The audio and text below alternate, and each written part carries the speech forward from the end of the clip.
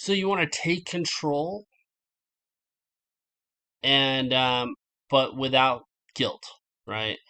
So you want to own the fact that you chose to be in a narcissistic relationship. You maybe it was a subconscious choice, but without guilt. So you don't want to be overburdened with guilt. That can just lead to a kind of doom loop and cause you to repeat the cycle.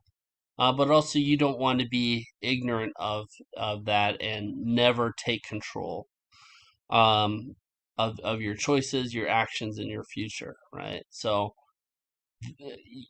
you want to shift to, this happened to me versus I chose the situation. Here's how I'm going to choose differently in the future.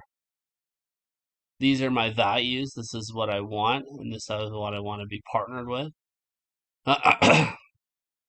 And while this person misrepresented themselves more likely than not, that's the narcissist. You also chose to ignore the red flags.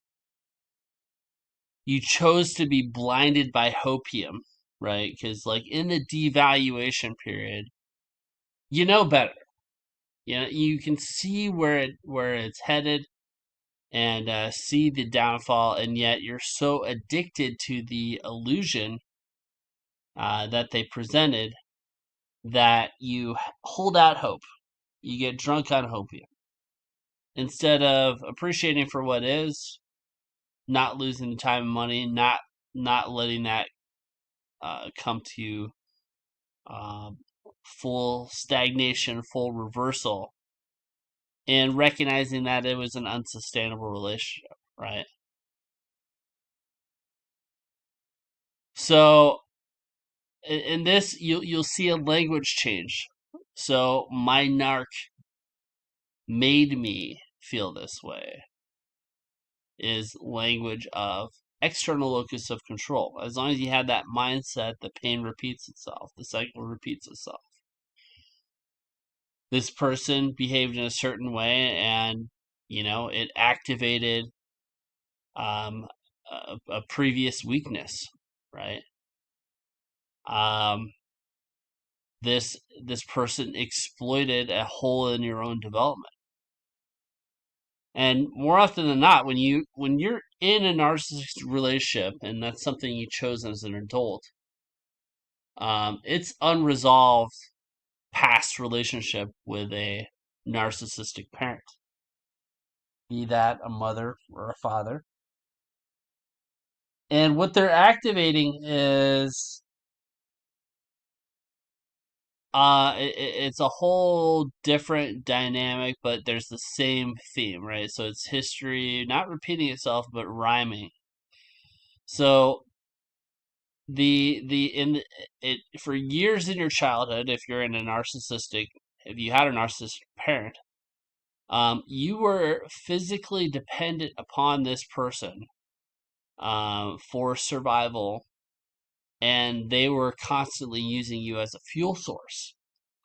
And so subconsciously, you accept degrading behavior in your relationship because you fear that you will starve if you don't. You fear that you'll be homeless and die if you don't. And you have to take ownership and take control of that emotion. Be aware of it. Bring it into awareness. This is not something that you're enslaved to and control over. It's a deep pattern, but it needs to be released in order to not repeat history. Because narcissists will seek out that fear and use that and just lust after it, right? Because they want to use a previous victim of narcissism, really, because they see you as pre-trained. They see you as having more endurance than any other target. And and so that is the type of behavior they look for. That's the type of deep-seated fear that they'll sniff out. And so if you're immune from this, you are less likely to be attracting these people. You're less likely to remain in such a relationship for an extended period of time beyond sustainability. So take control over that fear. Be aware of that fearful inner child that needs to be reconciled. And from that awareness,